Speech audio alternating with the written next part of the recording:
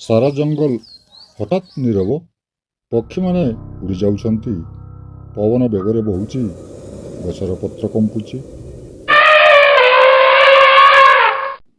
ଛୋଟ ହାତୀର ସେହି ଚିତ୍କାର ପରେ ଜଙ୍ଗଲରେ ଏମିତି ନୀରବତା ଖେଳିଗଲା, ଯେପରି ସବୁକିଛି ଗୋଟିଏ ବଡ଼ ବିପଦର ଅପେକ୍ଷାରେ ଅଛି। ଏହା କ'ଣ ହେଲା? କିଏ ଆସୁଛି?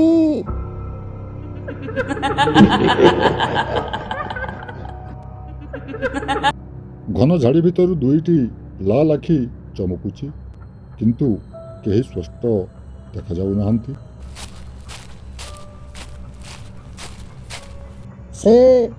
ସେ ଆଖି ମୁଁ ଆଗରୁ କେବେ ଦେଖିନି। ସମସ୍ତେ ଲୁଚିଯାଅ। ଛୋଟ ହାତୀ କିନ୍ତୁ ପଛକୁ ହଟେ ନାହିଁ। ହାତୀ ମା ଛୋଟ ହାତୀ ଆଗରେ ଠିଆ ହୋଇଯାଏ। ସବୁ ପଶୁ ଦୂରରୁ ଦେଖୁଛନ୍ତି। ଡରନି, ମୁଁ ଥିବା ପର୍ଯ୍ୟନ୍ତ ତୁମକୁ କିଛି ହେବନି। ଛୋଟ ହାତୀ ମାଙ୍କୁ ଦେଖି ପୁଣି ସାହସ ପାଏ। ଯଦି ସମସ୍ତଙ୍କୁ ବଞ୍ଚାଇବାକୁ ପଡ଼େ, ମୁଁ ପୁଣି ଚିତ୍କାର କରିବି।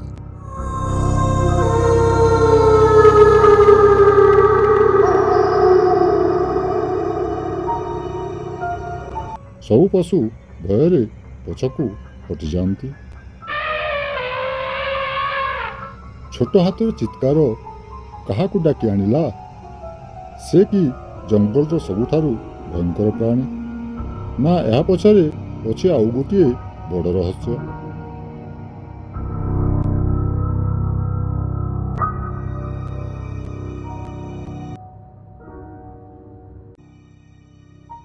ଯଦି ଆପଣମାନଙ୍କୁ ଆମ ଭିଡ଼ିଓଟି ଭଲ ଲାଗିଥାଏ, ତେବେ ଭିଡ଼ିଓଟିକୁ ଲାଇକ୍, କମେଣ୍ଟ ଓ ସେୟାର କରିବା ସହିତ ଆମ ଚ୍ୟାନେଲଟିକୁ ସବସ୍କ୍ରାଇବ୍ କରିବା। ଧନ୍ୟବାଦ।